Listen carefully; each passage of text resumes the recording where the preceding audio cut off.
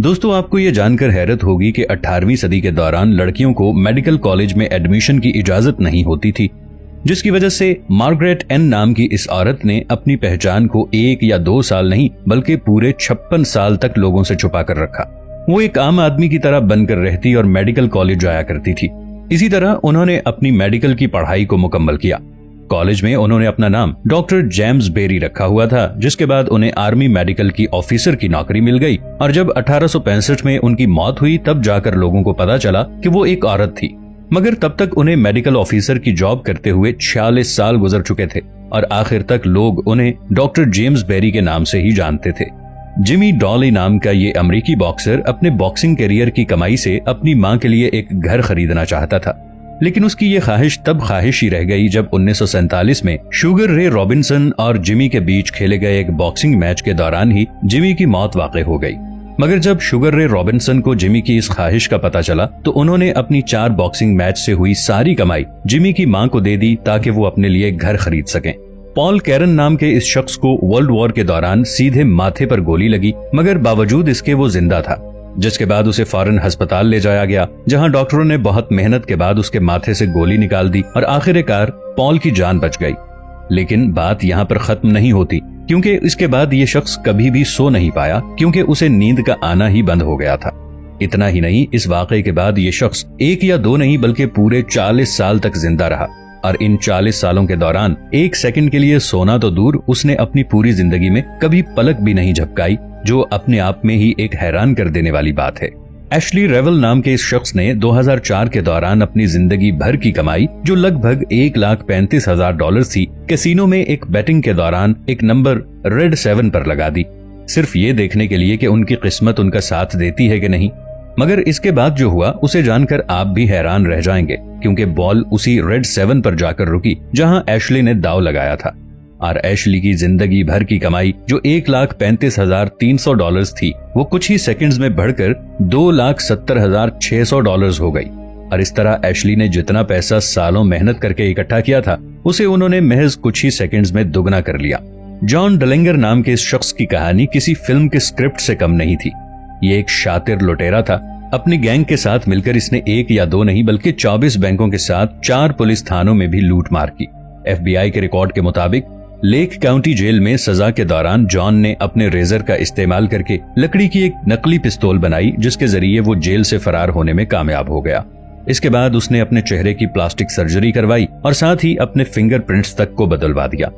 आपको ये जानकर हैरानी होगी कि पुलिस ने इस शख्स को ढूंढने के लिए 1 साल में जितने पैसे खर्च किए थे, वो जॉन की लूटी हुई रकम से भी 4 गुना ज्यादा थे।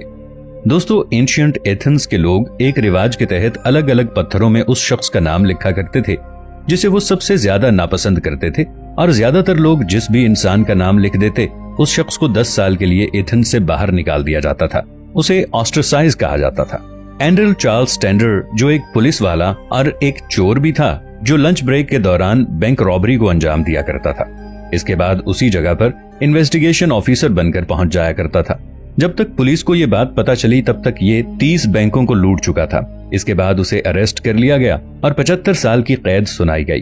फिर बाद में ये सजा कम करके 17 साल कर दी गई। इस शख्स पर 2003 में एक हॉलीवुड मूवी भी बन चुकी है जिसका नाम है स्टैंडर्ड। दोस्तों, मोनालिसा की ये तस्वीर दुनिया की खौफनाक तस्वीरों में से एक मानी जाती है और ऐसा दावा किया जाता रहा है कि मोनालिसा की इस तस्वीर में शैतान छुपा है। आप इस तस्वीर को गौर से देखें तो आपको भी शैतान कहीं नजर नहीं आएगा, लेकिन जब इस तस्वीर को जोड़कर देखा जाए तो जो तस्वीर आपके सामने आएगी वो ये है, और शायद आपको अब तक शैतान नजर आ चुका होगा।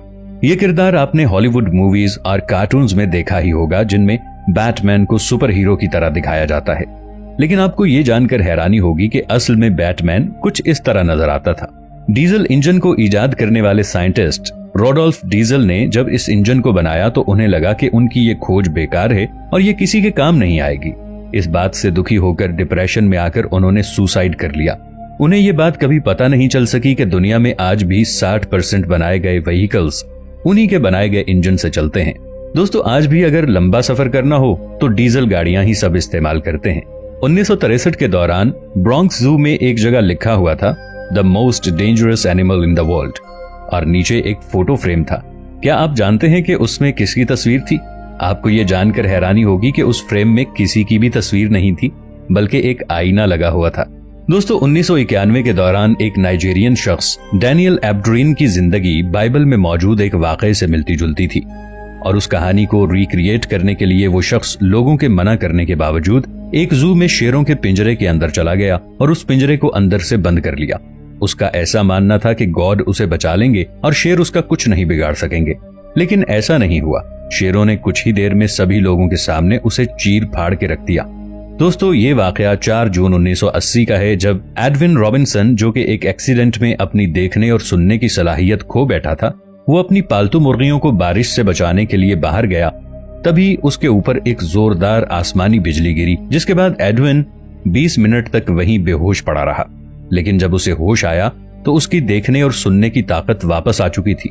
दोस्तों ये बात 500 BC की है, यानी कब्ले मसीह की, जब सुजैन नाम के एक जज ने रिश्वत लेकर एक गलत फैसला सुनाया। जब राजा को इस बात का पता चला तो उसने जज को गिरफ्तार करने का हुक्म दे दिया। राजा ने सजा के तौर पर उस जज की खाल को जिंदा रहते हुए ब्लेड की मदद से उसके जिस्म से उतार देने का हुक्म दिया और उस जज से मरने से पहले यह पूछा गया कि तुम जिसे चाहो उसे अपनी जगह जज बना सकते हो। इस पर लालच में आकर उस शख्स ने अपने बेटे ओटेंस का नाम लिया। इसके फौरन बाद राजा ने हुक्म दिया कि जज की उतारी गई खाल से नए जज के लिए कुर्सी बनाई जाए, जिस पर उस जज के बेटे ने बैठना था। राजा के ऐसा करने के पीछे एक मकसद छुपा था। वो ये चाहता था कि जज का बेटा जब अपने बाप की खाल से बनी कुर्सी पर बैठेगा तो उसे हर वक्त ये एहसास होगा कि रिश्वतखोरी की सजा क्या होती है। दोस्तों 1924 में नेवाडा की एक गार से एक जिन जैसी मखलूक की बाकियात दरियाफ्त हुई थी। ये एक कदीम गार है जो इस बर्रे आज़म में इंसान से पहले का था। प्यूटिस की रिवायत के मुताबिक ये जिन्नात इस इलाके में तवील अरसे तक मुकीम रहे। ये सुर्ख बालों वाले जिन्नात 12 फुट तक लंबे थे और जालिम और शरीर थे। दूसरी जंग अजीम दुनिया के लिए तबाही और बर्बादी लेकर आई और हजारों इंसान लुकमाए अजल बन गए, जबकि इसमें बड़े पैमाने पर तबाही हुई और कई शहर खंडरात में तब्दील हो गए, जिसके जख्म अभी तक ताजा हैं। 1945 में दूसरी जंग अजीम के दौरान नाजियों की सोने से भरी हुई एक ट्रेन जो पोलैंड के शहर रोक्लॉ से जर्मनी के शहर बेस्लाव पर अपनी मंजिल पर पहुंचने की बजाय पुरस्कार तौर पर लापता हो गई थी, जिसे अब 2 अफराद ने ढूंढ निकालने का दावा किया है। ट्रेन की खोज लगाने वालों में से एक शख्स का ताल्लुक पोलैंड और दूसरे का जर्मनी से है। इनका दावा है कि इस ट्रेन में बड़ी मिकदार में सोना भरा हुआ है। इन दोनों अफराद ने हुकूमत से राबिता करके बताया कि उन्होंने 150 मीटर लंबी ट्रेन ढूंढ निकाली है, जिसमें करोड़ों डॉलर्स का खजाना मौजूद है। उन्होंने मुतालबा किया है कि अगर उन्हें इस खजाने का 10% तक दे दिया जाए तो वो ट्रेन की मौजूदगी के बारे में बता देंगे। Stone in Ethiopia. इथोपिया के एक दूर दराज के इलाके में 1843 में एक पत्थर मिला था जिस पर शेर की तस्वीर खुदाई की गई थी। यूं तो वो पत्थर देखने में काफी भला महसूस होता है, लेकिन इस पर बनी हुई शेर की तस्वीर के साथ मौजूद कुछ और चीजें इसको काफी पुरअसरार बना देती हैं। इसमें शेर की तस्वीर के साथ साथ क्रिश्चियन मजहब की अलामत भी बनाई गई है। इस पत्थर के मिलने के बाद रिसर्चर्स ये पता लगाने की कोशिश कर रहे हैं कि ये पत्थर आखिर आया कहां से और इस पर ये मूर्तियां वगैरह किसने बनाई थी। काफी पता लगाने के बाद भी ये पता नहीं चल पाया कि आखिरकार ये पत्थर कहां से आया और इस पर ये मूर्तियां किसने बनाई हैं। यही वजह है कि ये पत्थर आज भी काफी पुरअसरार लगता है और इसको अब इथोपिया के टूरिस्ट पैलेस में भी गिना जा रहा है। दोस्तों वीडियो अच्छी लगने की सूरत में इसे लाइक और शेयर जरूर कीजिएगा। मिलेंगे नई वीडियो के साथ, तब तक के लिए अल्लाह निगहबान।